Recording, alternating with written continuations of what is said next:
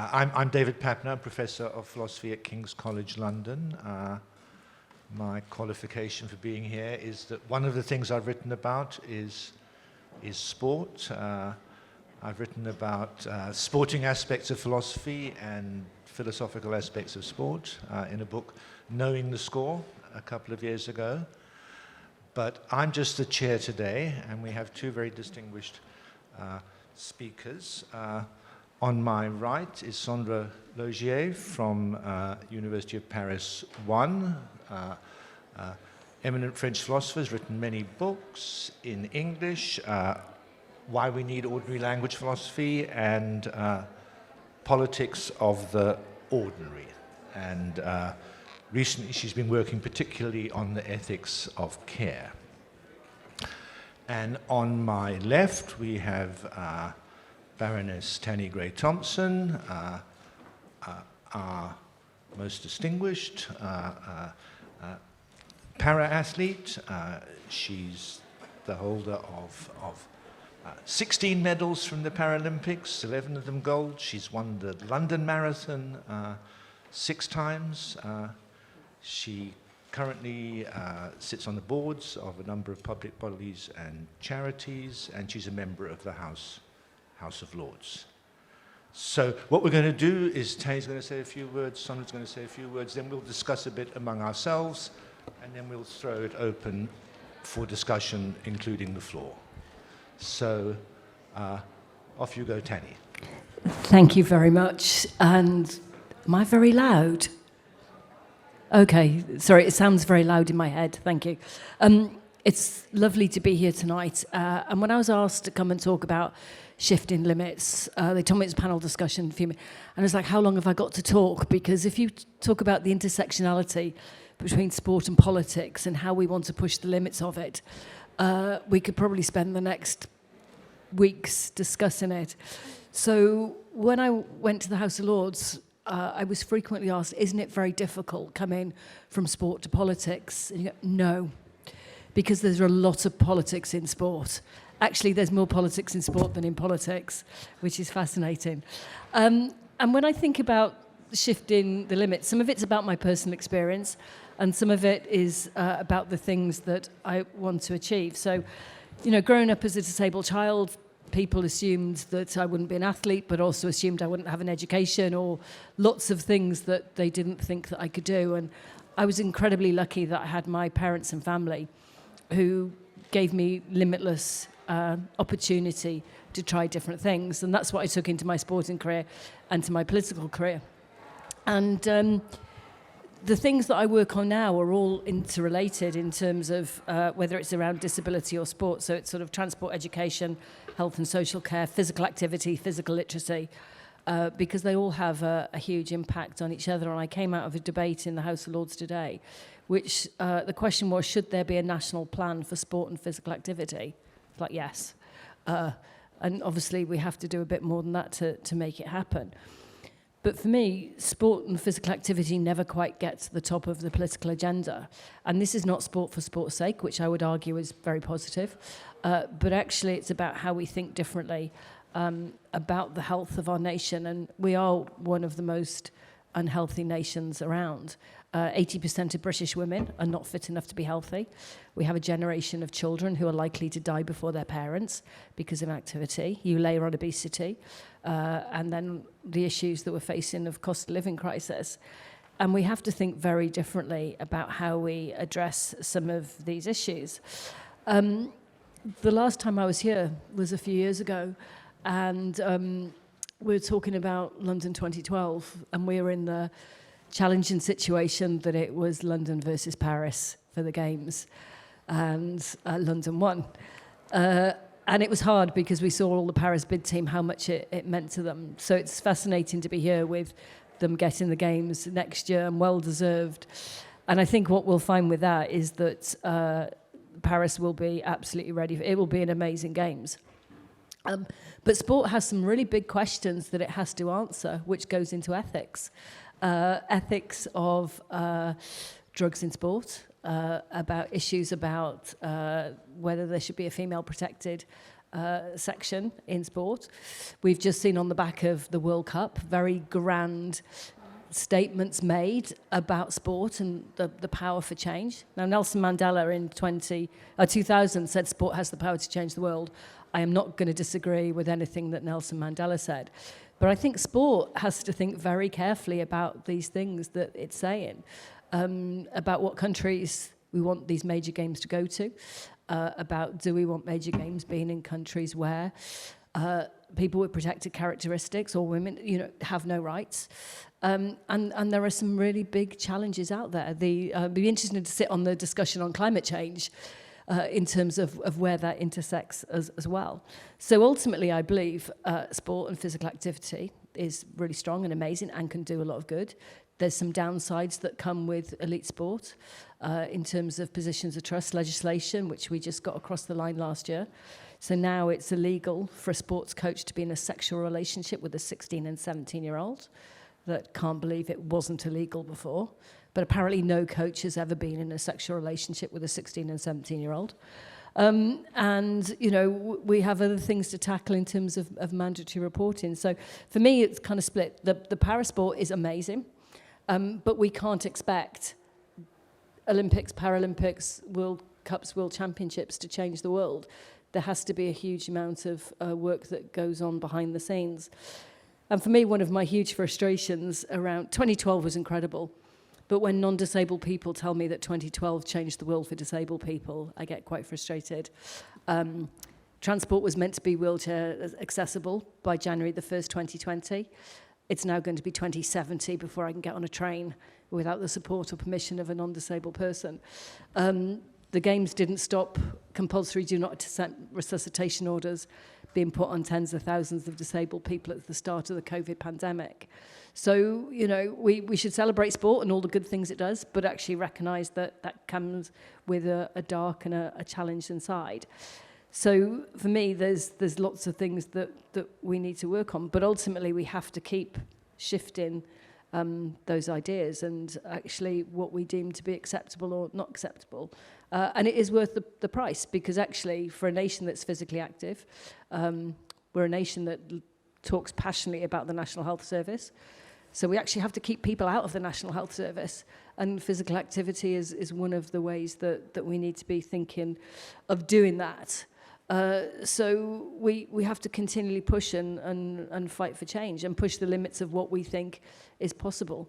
And it's only if we come together, and actually part of the discussion which is useful to have tonight and in other places is about thinking about how we push those limits. Final thing I'm going to say, because if there were medals for talking, I would win. So much I learned from my sporting career transfers into life now in terms of shifting, my own personal limit and pushing my own personal limits. As an athlete, we trained twice a day, 6 days a week, 50 weeks of the year. My Paralympic career was 25 years from beginning to end. And I trained for thousands of hours a year. My career on the track to win those Paralympic medals is 19 and a half minutes of my life. So it's not very much at the top end. And that's why I think it's worth kind of pushing the things. And it goes into my political life. We spend a lot of time reading briefing sheets and writing notes, but for 2 minutes in the chamber to try and change things to make things better. So I think I'm very lucky I've had a career in sport that has transferred so easily into politics, because it's worth it to try and push for change. I will stop talking there because I didn't set my watch, which is not ever a good idea, but thank you.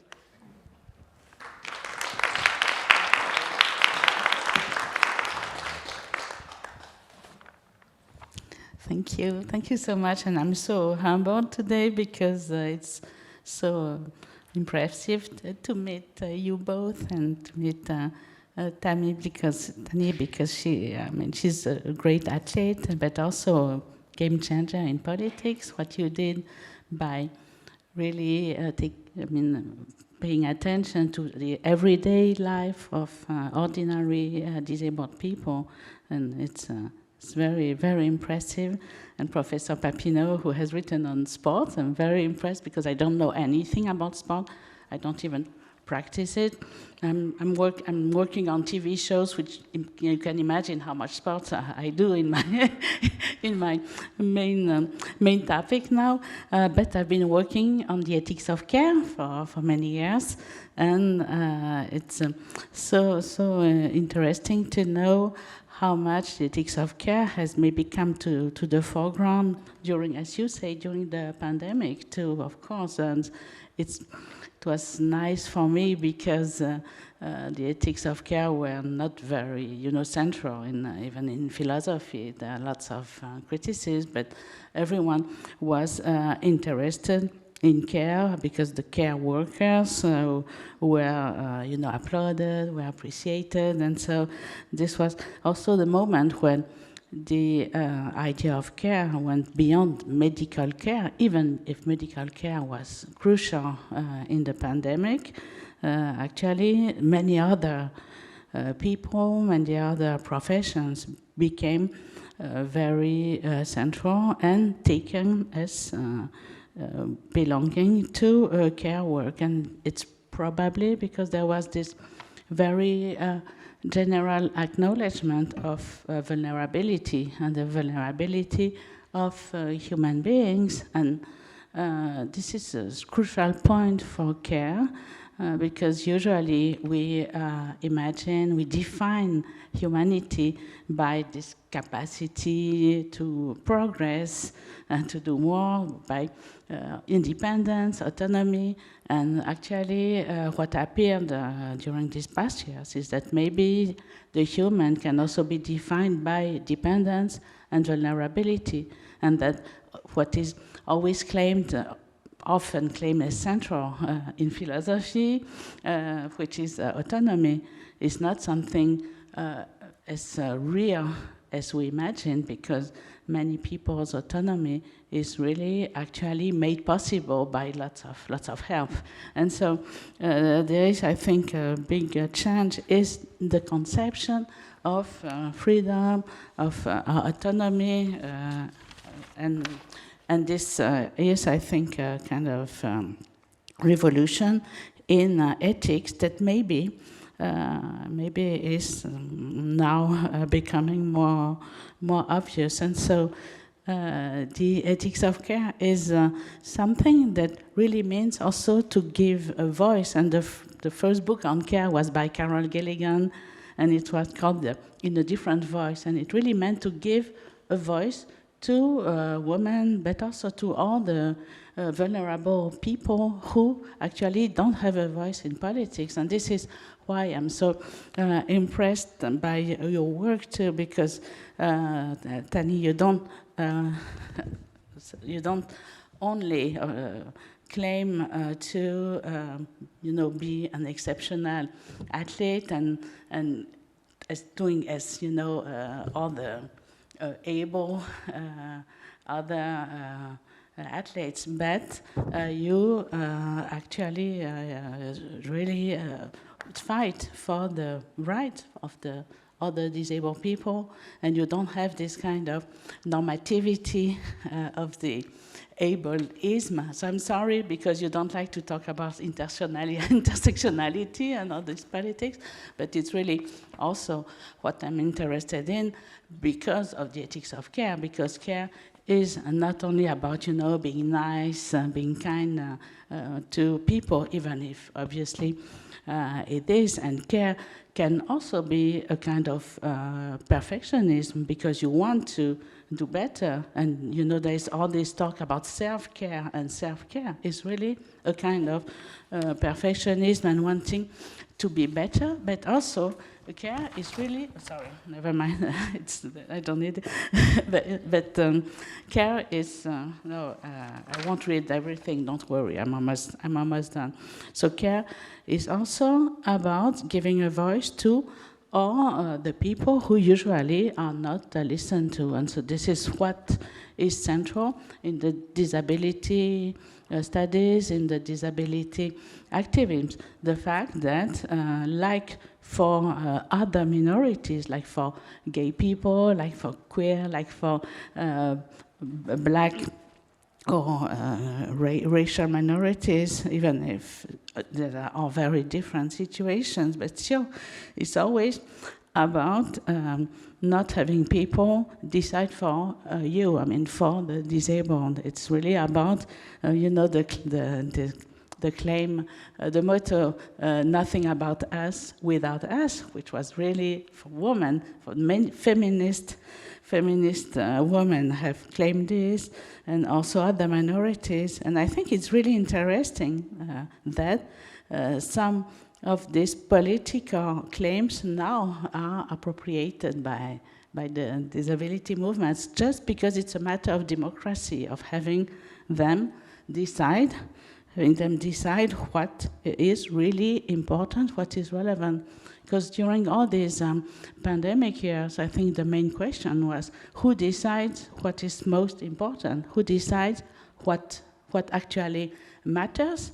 And even these movements now, and of course I would like to know what you think, both this whole activism, also the creep movement. I really,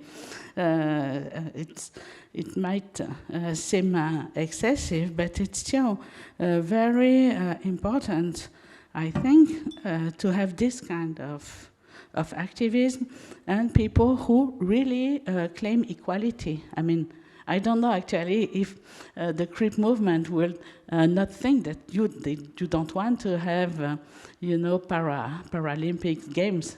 You should have, one only Olympic Games with some specific, moments where you should, you should have a really inclusive conception of these only Olympic Games. But this is really only one idea. I mean, you should also just have a world, I mean, an architecture, a geography, a circulation that is more made for disabled people, because so they shouldn't be always considered as not able to do the normal thing. It's really the rest of the world to adapt, and so it's not an ideal. I think it's really about the very definition of democracy. So this is I think it's a very important question, and I think it's something that maybe, thanks to the ethics of care, thanks to the pandemic, the acknowledgement of vulnerability, maybe it's time also to change our minds, all of us, about disability.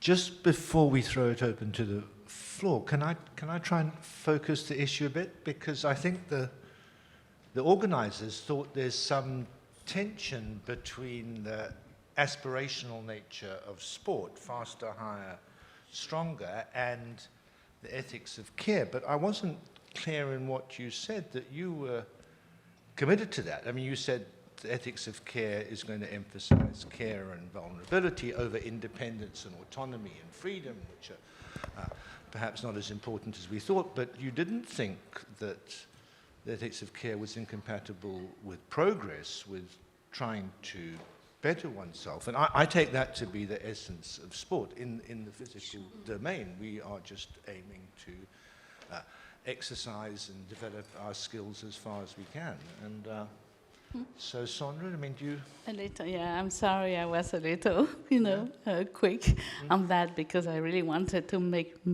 the second point. But I really think, but maybe it's my own philosophical education, because I was, I developed the ethics of care, but I also worked on moral perfectionism and self-reliance, Emerson, something some people here know too. And so, of course, you can have, for me, there is no contradiction between care and this aim to perfection, because if you want to be more attentive to others, if you want to include more people in your circle of relations, if you want to be more caring, it's also a way to look for more. I mean, yes. No. Tony, do you want to? Yeah, I think what you're saying is really interesting about elite sport and how that filters down, because and you raised sort of the crip theory, in that for a long time, a lot of disability rights activists really didn't like me because I was a Paralympian, because apparently I was trying to sort of deny the fact that I experienced discrimination. Now, in bits of sport, there's less discrimination. And, you know, for me, I've always been a Venn diagram, recognising, I'm treated three ways. One way as a ex-athlete, quite nice. One way as a parliamentarian, people like me or hate me. And then the third way is a disabled woman where I experience lots of discrimination. But, you know, that super crip sort of view of the world has been really important in terms of evolving, because as more athletes have a platform and are able to use it, that kind of helps. But the reality is, disabled people in the UK are terrified of doing sport because they're then going to be seen to be too able and not have the support and care they need, or to have benefits that they may or may not need. So there is a split in that. And just briefly, if I look back to the first strapline for the 2012 Games by Channel 4, the strapline for the Paralympics was Freaks in Nature. You know, not helpful. And they changed it to Superhuman, and now it's Super.Human. But, you know, there's all these things sort of swirling around that make it quite complicated. Good, thank you. Shall we ask for questions now? Who would, we have one here. Hello, I'm still trying to grapple with sort of the central question of this panel, because I imagine, for example, my therapist might say that I always think that I'm not good enough because I always sort of set a certain goal and then I achieve it and then I move my goal further along and then I have to, you know, move further. So in terms of this sort of binary between sort of self-optimization and self-actualization on the one hand and sort of taking self-care, I was wondering if we think of self-actualization, we're always thinking of in terms of lack, in terms of needing more and achieving more. We think about breaking our personal best in running. We think about climbing the Mount Everest, or, you know, I don't know, achieving higher scores on your whatever exams. If we sort of reconcile this sort of idea of self-care and self-optimization, what sort of new narratives and what new idioms are we thinking in terms of it? Is it like the wisdom or serenity to accept, you know, what we can't do, or is it in terms of contentedness?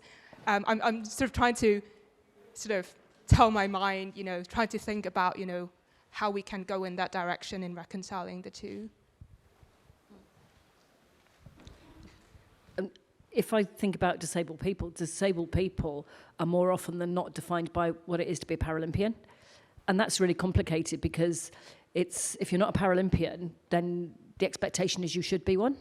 So now we're telling a lot of disabled children, oh, be a Paralympian, but we're not telling them be a doctor, be a nurse, be, you know, a lot, you know, and so for me, that's worrisome. But when I think of self-care, I think about the widest possible bit in terms of how everyone, through physical activity or other methods, can look after themselves. And I think one of the things that's come out of COVID is that people are thinking differently about looking after themselves.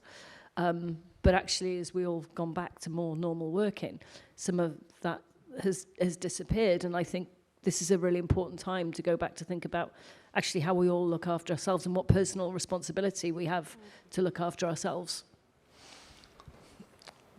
Can I just make a little comment? I don't think that striving to be better, I mean, in the athletic sphere or anywhere else, necessarily means that you're a failure if you're not the top one. I mean, whether you're a para-athlete or a non-para-athlete, you shouldn't feel that you're lacking because you're not an elite athlete. I mean, think of all the people who are going for the London Marathon. What is it? It's 30,000, and only one of them is going to win. And it can't be that all the other 29,000 think I'm a failure because I haven't won. You just want to do better by your own standards. But actually, it's really what moral perfectionism is about, because it's not about attaining something, a state that would be perfection. It's just trying to get better. And this is also what self-care is about. It's really it's kind of, you know, trying to find your way and do the best you can. So it's not, there's no idea that you at some point will have attained, or you would stop progressing. The only thing that worries me about self-care is the kind of ideology of self-care that, you know, means that you need to learn to take care of yourself, so no one needs to help you, something like that, which is, and so you won't cost too much also to your country. I think there's something like that. So, but maybe not. No, or if you just try a bit harder, it'll all be okay. Yeah. You know, Okay, where so we actually agree. that's, Yeah. I get quite frustrated with that because, you know, for me, for a lot of people, you can't just try a bit harder and it's all okay. Mm-hmm. Yeah, and anyway, I mean, care is really about helping others. I mean, not yourself. But first. again, sports are not all individual sports. We've been thinking about Exactly. individual races, but a lot of sports are team sports, which people rely on each other to an enormous extent. So, any other questions? I can't. It's a bit dark there in the third row. Yeah. Hello. Yeah, when I see the title of the panel today and the people here, I'm wondering what is your feeling, thoughts about transhumanism? We are talking about limits. We are talking about body and body limits and performances. So today we have new concepts at stake like transhumanism. So I would be interested in hearing about what you have in mind considering these new issues. So maybe it's your turn. Maybe your turn, David.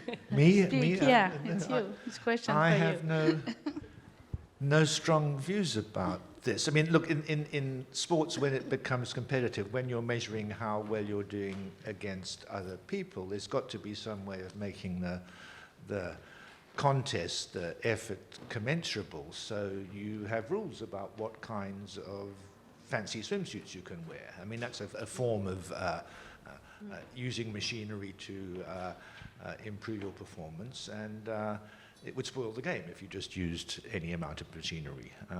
So, yeah. I think there's something about partly what you said about the body image and what it takes to be an athlete and what an athlete should look like. And for a long time, people didn't think disabled people could be athletes because they didn't look like, you know, this image. And I think if you look at something like amputee running, people were very uncomfortable watching it in the 90s, early 2000s until the technology caught up. And the blade technology meant that you could run virtually the same way as a non-disabled person. I think there's some really interesting things to unpack in terms of what's sort of the image of a man in sport and the image of a woman in sport. So in this country, we still sort of celebrate sporty boys more than sporty girls.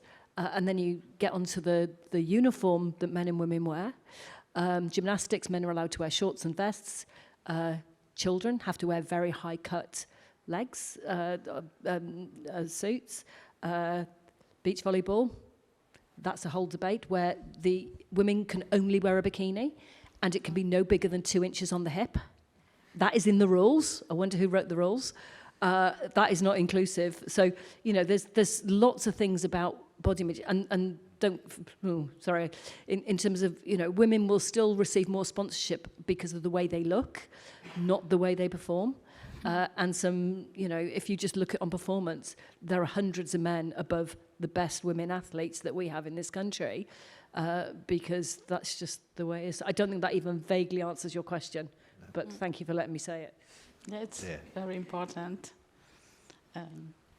Actually, I also had a point about transhumanism because it's also this whole discussion about what is shared by, you know, and the enhanced, this whole discussion about enhanced human and the kind of things that can help athletes. And also what has been very important in the prosthesis and the whole disability issues. So the fact that sport and disability really share this transhuman problematic, the fact that, you know, if you have body parts that are not, you know, human, you are still, even, you know, even if you have lots of body parts that are not human, you are, of course, you're a human. I think it has been also a very important moment in thought.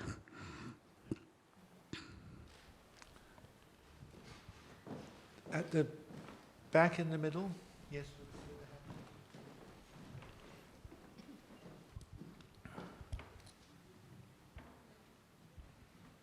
Hiya.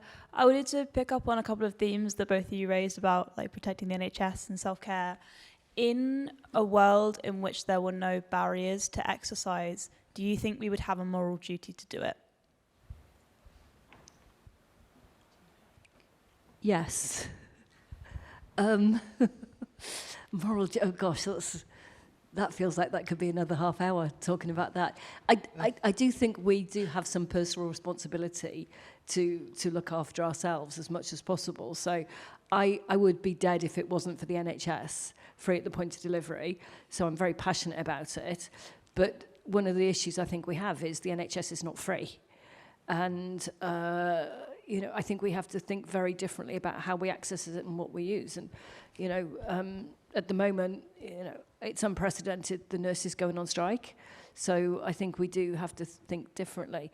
Some of it, I think, comes back to, really early experiences in school and how it's physical activities taught. And we could revolutionise that and doing it differently. Some people will always still hate it.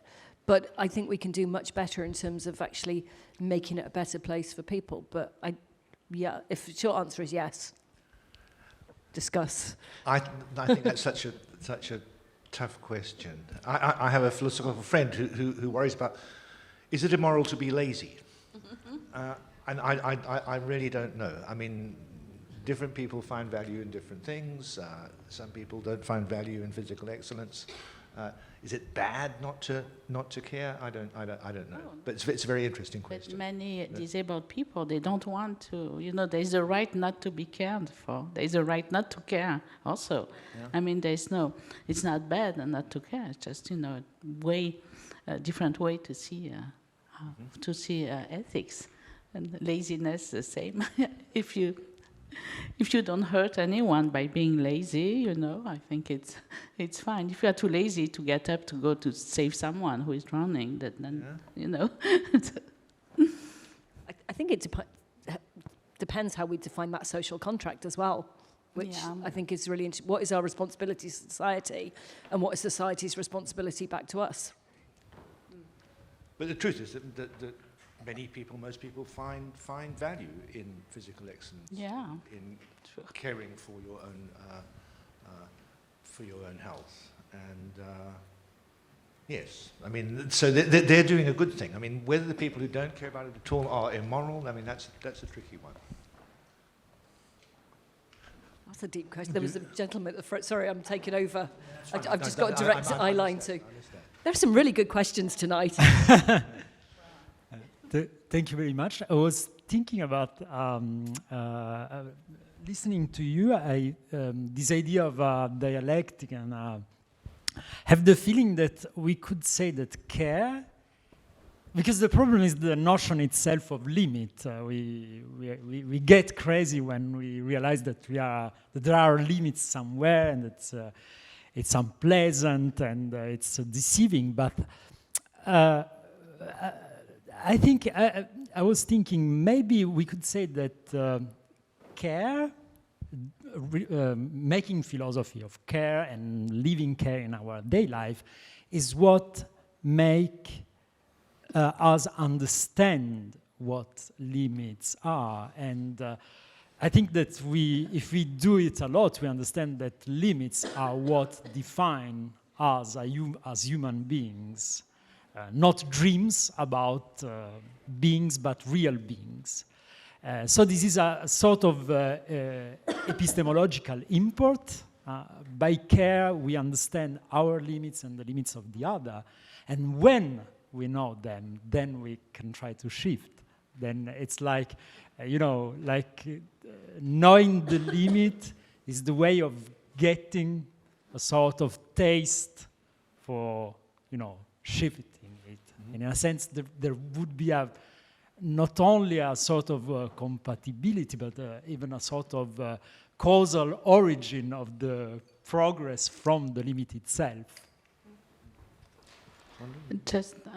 Yes, that's very true, but I think care is also, it's really about limits and about finitude, because it's really also the discovery of your own mortality, and this is really, the big limit.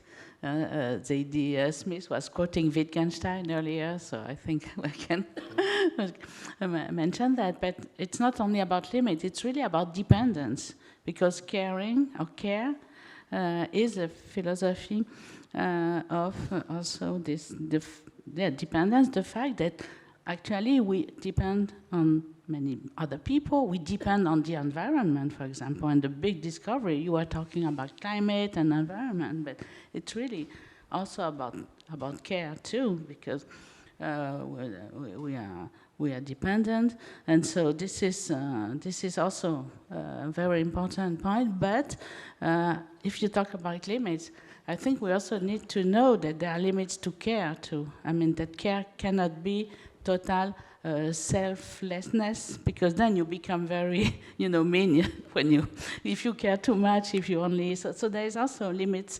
There are limits in care. We're going to have to wrap up in a second, but Tanya, do you want to say anything? Yeah, I think when we talk about limits, like everyone's got a limit. Even if you're a gold medal winning Olympian or Paralympian, there's a limit to what you can do. Everyone's limits are different and change. But what you're saying about care, and we in Parliament last year we worked on the NHS and social care bill again, and I think we also have to think very differently about. Okay, we're a society who says we love sport. We're actually a society who likes watching big sporting events.